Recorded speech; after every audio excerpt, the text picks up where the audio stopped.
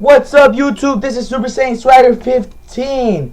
Hello. Today I'm going to do my top 5 DBZ fights for Dragon Ball Z. But Dragon Ball Z is a really long series. It's about 257 episodes long. So I'm going to do my first half of Dragon Ball Z today. Then in the next couple of days I'm going to do the second part, because since it's very long. Okay. So I'm going to start off with my 5, going down to my number 1. Starting with number 5. Number 5 fighter for this video is Krillin. Not to bag of Krillin again, but I feel like in Dragon Ball Z, he was a really good fighter, I'll tell you that, because when he fought with Nappa and Vegeta, he really did stand his ground.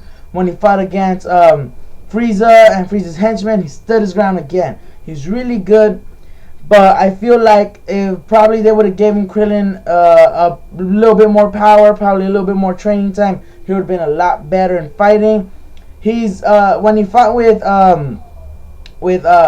one of Frieza's henchmen, when he's trying to escape, what happens is that he uses somebody else's technique, because he's chasing him, and then Krillin just pops out solar flare, and then the guy stops chasing him because he's blinded. But also everybody knows that the solar flare is Tien Shinhan's technique. Okay, he stands really good. He helps Gohan a lot to get out of problems when they're on planet Namek. He stands his ground with Vegeta and Nappa. That's the first time I've ever seen the scatter Kamehameha that Krillin does. But in in the comics they call it a Kamesaken attack. But everybody knows it's a scatter Kamehameha. Okay, my number 4 fighter is Tien Shinhan. Proves himself so much in the Vegeta and Nappa fight, because even though he loses his best friend and then loses his arm, he still fights at 100%. He does the tri-beam cannon with one hand, which is really awesome. He trains with King Kai. Later when he dies, he trains with Yamcha and Piccolo and Chaozu. But he just trains very hard and fights off, and just very, very strong.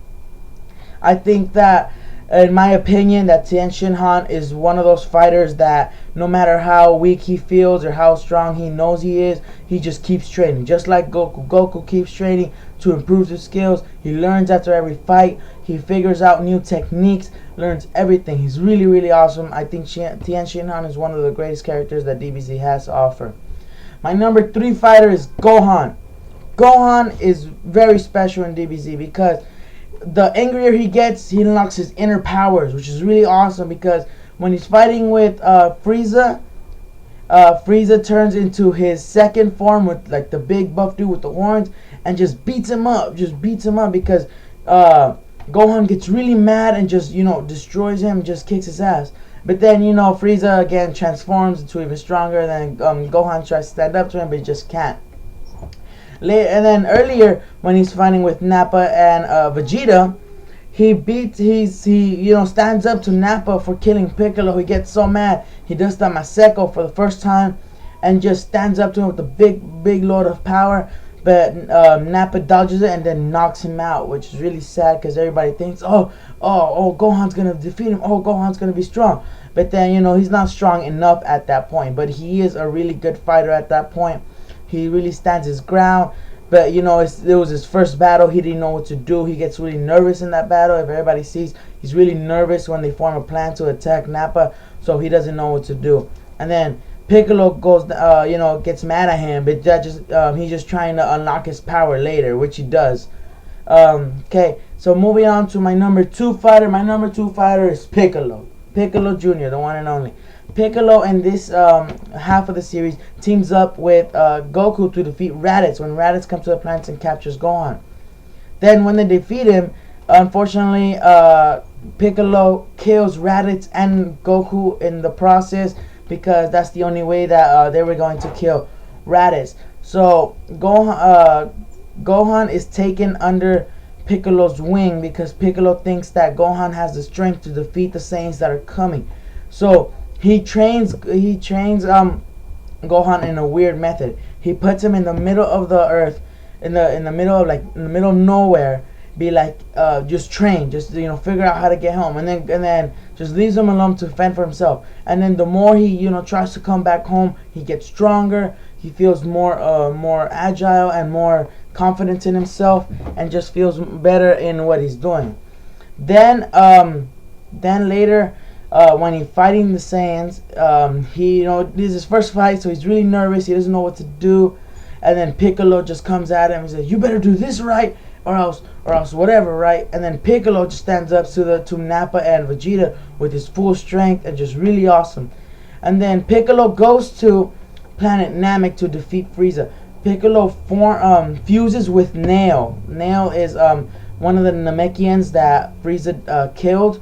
Nail was the guardian of the leader Guro, and then when he defeats him, he's on the ground laying dead, and then Piccolo's trying to find Gohan, and he fuses with him, and it gets even stronger. Then Piccolo actually is able to defeat Frieza in his third form, but then he transforms again, and he's just not strong enough.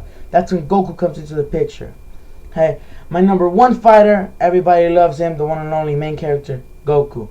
Goku is really awesome in the Dragon Ball Z series because he trains with King Kai and learns the Kaioken technique. That Kaioken technique was what helped him to defeat Vegeta and Nappa. When he's fighting with Vegeta, he uses the Kaioken times 4. King Kai told him explicitly not to use that technique because he was going to overcharge his power. But then he pushes his body to the limits and just uses it, and then uses the Kaioken times 5, and then just destroys, just pushes Vegeta away with the big Kamehameha and pushes him into the clouds. And then Vegeta gets all pissed off and all mad and everything. And since when he was with King Kai, he learned the Spirit Bomb technique. He uses it on Vegeta.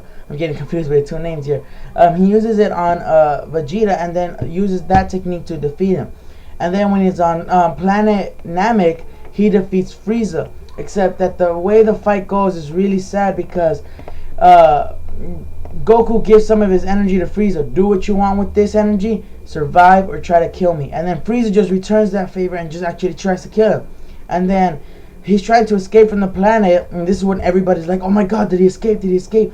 What happens is he tries to go to Frieza's ship, but he can't activate it or anything. So then he finds one of the Ginyu Force's ships and uses that ship to escape. That's when later everybody figures out, what happens to him. And also when he fights the Ginyu Force, I just remember myself about that. It's really awesome because Birder's like, "Oh, I'm the fastest in the universe," and then Goku just comes out, just beats him. And it's awesome because he fights Birder and Juice together, and then he defeats them. It's really awesome. I think that the way Goku and all the characters in DBZ are, into their character lines, into their power regions, is just really amazing because they train, they face all the bad enemies, and then they defeat them with the power they have as friends, as the Z Warriors, as their training methods, as their techniques, and it's just really amazing. Okay, YouTube, this is Super Saiyan Swagger 15. Please like, subscribe, comment. If you have any suggestions on videos you'd like me to do, or would give me some ideas, that'd be really helpful. Thank you very much, YouTube. Till later.